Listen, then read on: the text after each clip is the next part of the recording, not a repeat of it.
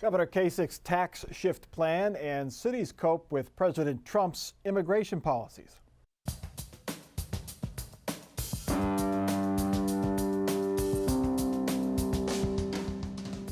Joining us on Columbus on the Record this week, Darrell Rowland, Public Affairs Editor for the Columbus Dispatch, Chrissy Thompson, State House reporter for the Cincinnati Enquirer, Terry Casey, Republican strategist, and Janetta King of Innovation Ohio. Another budget, another cut in the state income tax, and another attempt to increase state sales taxes. For the third time as governor, John Kasich will try to convince his Republican colleagues in the legislature to shift the tax burden from income to sales. To me, that makes perfect sense because income taxes are a drag on economic growth, consumption taxes less so. We have taken care of people at the bottom with the first earned income tax credit and increasing credits, and everybody's a win-win under our plan. Here is that plan. The governor wants to cut income taxes by 17%. He wants to increase the sales tax by half a penny, which amounts to a 9% increase. He would also expand the sales tax to services like cable TV and landscape design. The state cigarette tax would jump by 40%, and once again, he wants to increase the tax on oil and natural gas drillers. Chrissy Thompson, putting the fracking tax aside for a moment, what are the odds he can convince Republican lawmakers to increase the sales tax to pay for the income tax cut? So slim, but they have done it before. Basically, Kasich has been trying to expand the sales tax base for quite some time and has compromised with Republicans in the past on a small increase in the actual percentage that we pay in sales taxes. So I guess it's possible. There definitely is a lot of consensus that we should trim our tax brackets, but he's doing that by also lowering the rate. And you know, I don't know if there's a ton of appetite for doing it to even the small degree that he wants to do it, and also increasing sales tax again. The tax brackets go from 9 to 5, I believe, Darrell. He did not ask for as much of an expansion of the sales tax this time as he has in the past. One year he asked for a whole laundry list of expanded sales taxes. Oh, right. Yeah, so, you know, for lawyers or something like else, that, and everything. Yeah, it was perhaps appropriate that it was rolled out the week of Groundhog Day, because I think we've, to some extent, we have seen this budget before, this plan before, and Republicans have already weighed in. I mean, you ask if it has much of a chance. If you go by what the leadership of the governor's Republican colleagues or counterparts in the legislature, you know, it's if not dead on arrival, it's severely wounded. They've said they don't like the whole idea of tax shifting. This idea that you just heard from the governor that consumption tax are better than income taxes, he sincerely believes that. I don't know how many in the legislature do that. So there's going to be very steep climb. Janetta, what is the argument? What is your point on that? Are sales taxes less of a drain on the economy than income tax cuts? Yeah, I think that's going to be his problem in selling this, is because he has done this and we haven't seen jobs, we haven't seen an economy where we're leading the country. In fact, we are lagging in the job growth rate here in Ohio. So it's not like this is a strategy that's been a slam dunk. It hasn't. And I think he's going to have to try to sell an income tax cut where, you know, not only is he raising the sales tax to pay for it, there are 13 other tax increases and actually 10 new taxes in here. So I think at the end of the day, when I'm an average Ohioan, the numbers have been crunched and I would get $4 out of this tax package. And I just think there are other things that Ohioans want to see besides, you know, $4. Terry, the governor said a few months ago that we're on the verge of a recession. Why are we cutting taxes at all? Well, the governor still believes that as Ohio competes against states like Texas, Florida, and Nevada that don't have an income tax, that we're at a disadvantage, and even some states like Illinois and Indiana have a flat rate on the income tax and it's much lower. So I think he believes that a sales tax, a consumer tax, people have got more choice, more control over it. But realistically, the governor's not holding his breath thinking this is going to get passed, but he just feels he needs to keep pushing the point. I think the governor's bigger thing that he's more concerned about is maintaining the fiscal stability. He doesn't want to leave the next governor in 2 years with a $6 billion or $8 billion deficit the way he inherited. So he wants to keep the rainy day fund, he wants to keep the finances stable, and he will do that. But there will be some kind of tax cut here somewhere. You have to, if the governor wants some, and the legislature surely wants some They kind of tax might do a cut. token small one, but realistically, there just isn't a way to leverage. Because remember, the state of Ohio's also got to make up for a whole lot of money on Medicaid because the feds aren't picking up 100% of it, and the feds took away a little sales tax gimmick that Ohio and a few other states did. And there's a lot of uncertainty around the Affordable Care Act. So if the feds decide not to continue Medicaid expansion, that's a big problem in terms of fiscal stability for the state. But most of the people, including Pat Tiberi, who's in the driver's seat on the Ways and Means Committee and by designation of Speaker Paul Ryan, most of the members of Congress, Republicans, are coming around to the view it maybe is a fix, maybe it's going to be a repair, but it's not going to be done in a month or 2 months or 5 months. It's going to be staged over probably a 2 or 3 year period. Cigarette tax, Darrell, at one point, we keep raising the cigarette tax. At one point, I mean, the taxes have to be at least 3 times the cost of the cigarettes now. I mean, at what point do they hit the tipping point and they can't tax it anymore? Well, some people hope they do get to a tipping point because for health reasons. That was one of the first releases I got as far as pushback on the governor's budget when that was rolled out. Actually, it was the Vaping Association because he wants to bring vaping e-cigs sort of up to that level and tax them sort of the same way he does regular Well, that's tobacco only fair. and cigarettes. And the other irony is there's a proposal to increase taxes on beer and wine, but not on spirit liquors like rums and vodkas and others. And some people say, hey, how about equality? If you're going to tax one alcoholic drink, why not the other? So just to be clear here, the tax increase on beer and wine would be like basically a penny per drink that you have. So that I think might pass. I don't think anyone really would mind that at Well, all. but there's some beer brewers in Ohio, and also the consumers, the tax might go up a penny, but we know sometimes people will increase the price of drinks or beer quarter or 50 cents just to round it Plus, up. there's beer discrimination. I mean, it's the tax on 12 ounces of beer, but 5 ounces on wine. So maybe it's wine discrimination. Do you want me to explain I that to know. you? It's the same day. Anyway, let's get on to important things like education. John Kasich wants to send additional money to Ohio schools, but not all districts will see an increase. The governor's budget includes about a 1% overall increase for schools, but there is a catch. Not all districts are going to see an increase, and districts that have lost more than 5% of their student population would see their state funding cut. 1%, Darrell, is that enough? Even if everyone got a 1% increase, would that be an increase in education funding given inflation? Well, certainly not given inflation if you're talking about that way. And again, it's a little over 1% per year. Yeah. So each year of the biennium, not that makes it that much better, even in low inflation times. Certainly the cost to school districts is significantly higher than that. And they pointed out that, you go back historically and the school funding increases have not come close to the rate of inflation, their expenses. At the same time, Governor Kasich points to decreasing enrollment in Ohio. For I think the first time when he rolled out his, what they call the big printout, the district by district printout, the one that everyone waits on because they can see what my district does and what my constituents are going to be facing.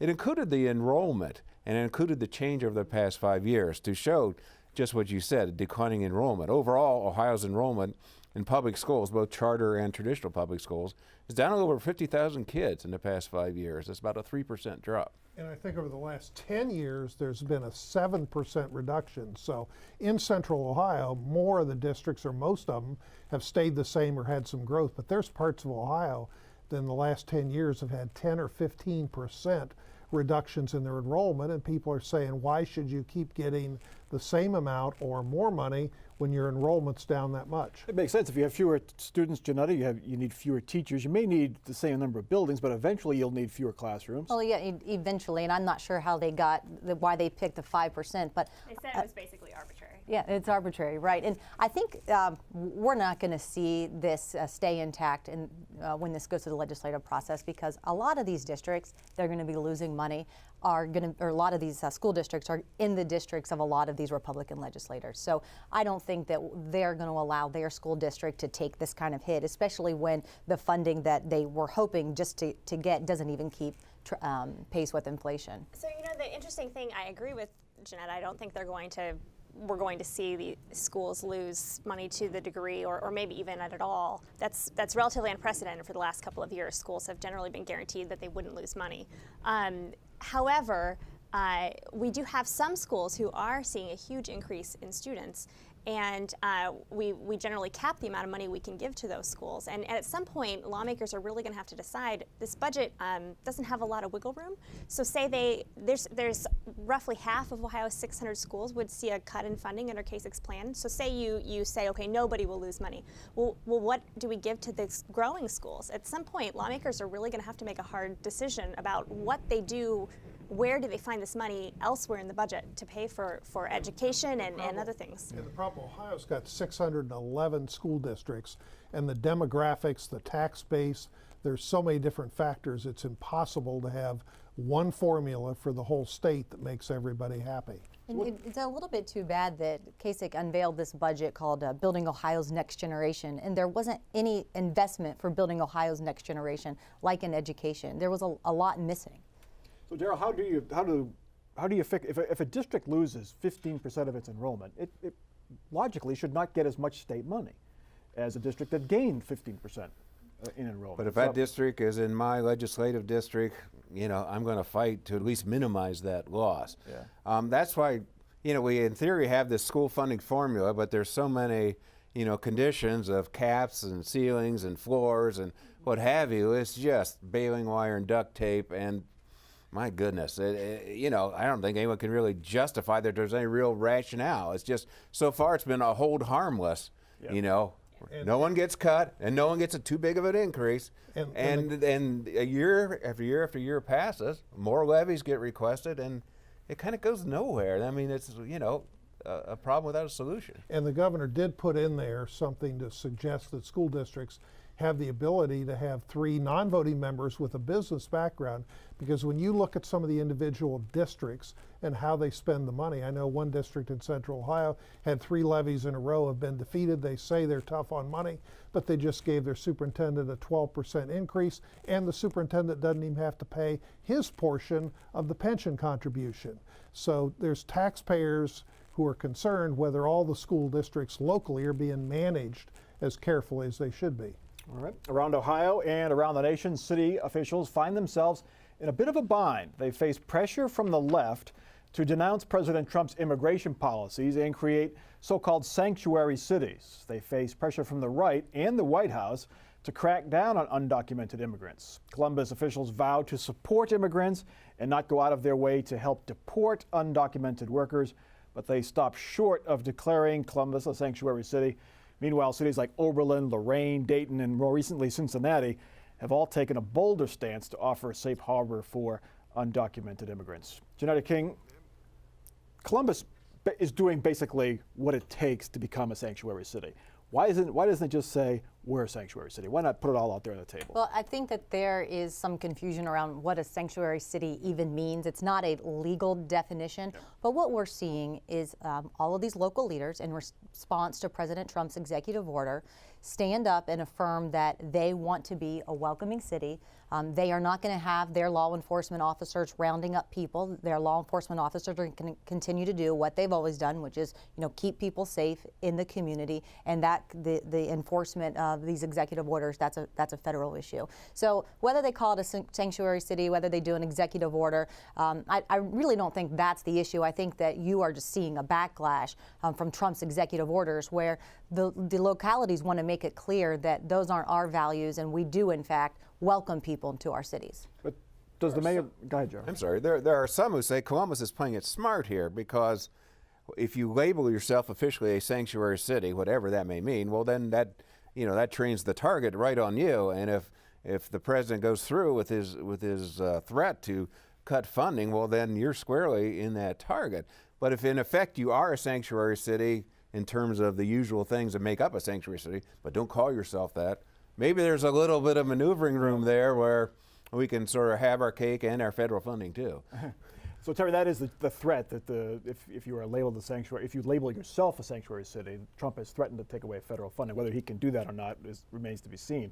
But is there a potential backlash on the other side that conservative folks, business community leaders, may not want your city to be a sanctuary city? Well, in Cincinnati, the mayor down there on Monday was a lot more aggressive in how he defined being a sanctuary city. And the biggest concern that people have is what happened in San Francisco, where you had somebody, a convicted criminal felon, who kills an innocent person who'd been released, I think it was 5 or 6 times by San Francisco. So people want criminals, if they're convicted criminals, locked up, and if they're deported, they should stay deported. So there's been a lot of confusion on, I don't think anybody wants to keep out productive people who've come to this country legally. The question is, what about people with criminal records, criminal background? Those are the kind of folks that should not be protected with local tax dollars. Chrissy, why was Cincinnati more bold? Any possibility that the mayor might seek higher office and might want to curry the favor of liberal Democrats? Well, the mayor, first of all, is just trying to get his job a second time, and he is a Democrat. He does have the endorsement of the state party, but he is a more moderate Democrat than he has a progressive opponent in Cincinnati, and so that's one reason. He even got some of that of Yvette Simpson's supporters to stand with him when he issued this. You know, I just want to be clear what Cincinnati said. You know, each kind of city gets to define what it means to be a sanctuary city, and what Cincinnati, what he said it meant is basically what the city has been doing all along, which is not going out of their way to help basically immigration officials from the federal government to find people that don't have criminal backgrounds and help them be deported. And that's basically what Columbus said. Yeah, many cities actually do this. They really just say, like, you know, if you've and they might notify or participate in giving information to the federal government if they have someone on a criminal charge, but otherwise they might just let them go, you know, so. And I think there's a really good argument that that is the best thing to do, because if you divert all of your local law enforcement to do this other thing, then, you know, there's not a lot of resources to then continue to do your local law enforcement. So I think it continues to keep us safer. We'll get to our next topic. The city of Columbus continues to offer tax breaks to developers building apartment buildings and complexes in what seem to be thriving areas. The latest big deal is for Easton. The city will give Easton's developers $68 million worth of property tax breaks. In return, the developer will pay about $6 million to help the Linden neighborhood and promise to create 500 jobs. Easton is hardly struggling. It's the city's second largest employment center behind downtown. Terry, is this a good deal for the city? Well, it depends. If you're the developer doing apartments and condos for millennials and empty nesters, that doesn't sound like it's helping middle class or low income people have housing. And I don't know about other people, but in late January, I had to pay a pretty big property tax bill to the county treasurer. And people, I live in Clintonville, people in Columbus, people in Franklin County, when you give tax breaks out, that means that the zoo and mental health levy and the libraries and the Columbus schools have less money coming in, so other people's taxes need to be increased up to yield the amount of money. So tax breaks cost other people money. The question is why? The argument is they don't want to lose what they have at Easton. That's the argument. But if I'm building an apartment complex on Morse Road or on Sawmill, I don't want to lose what I have there either. So why don't I get a tax break, Janetta? Yeah. How do you pick? Well, clearly everybody is dealing with this. You know, who do you bring in? And we dealt with it at the state level when you're trying to attract businesses. And, you know, you just have to make some of those decisions that really is consistent with the vision of your economic development. So what we're seeing here is a lot of jobs. The school district will in fact get some money based off of this. And so, you know, I think that it should be celebrated. Let's have the jobs, let's have the economic development. And this contrasted with the big loss that we had in Wilmington, where, you know, Amazon, the cargo hub, decided to go to Kentucky, not to, you know, Ohio. And I think that, you know, we should be celebrating where we do win and, you know, figuring out what we did wrong when we lose. But the problem is for apartments and condos, those don't create jobs. If you brought in 1,000 jobs from Amazon, that's a net plus and a gain. But this is for residential development. It doesn't create jobs in the sense that you bring somebody in from out of state. Looking at I that, think some people have the sense that this is a little unfair because they are perhaps aware that Les Wexner is part of the development group, and he's gotten tax, obviously one of the richest men in the world, or at least was, has many tax breaks throughout this city. He got tax breaks, as I recall, for the parking garages at Easton. Now, again, there's a whole lot of jobs there, and at the limited brands and things like that. So other people, I guess, can decide if that trade-off is there. But there's a lot, like I say, there's a lot of opposition. I think, this guy's a billionaire. Why does he need a tax break? Yeah. also that getting to that jobs guarantee, they have to create 500 jobs over the next 11 years, and if they don't, they get penalized $100,000 a year. Now my math tells me that's 3 jobs, benefits, 3 decent paying, well, 3 low paying jobs, benefits and salary. So you think paying $100,000 compared to $68 million, that one's better than the other? I mean, Don't you know the new math? I know. Is that alternative math? Yeah, alternative news. I majored in alternative math. The city is now reviewing these tax breaks and tax incentives.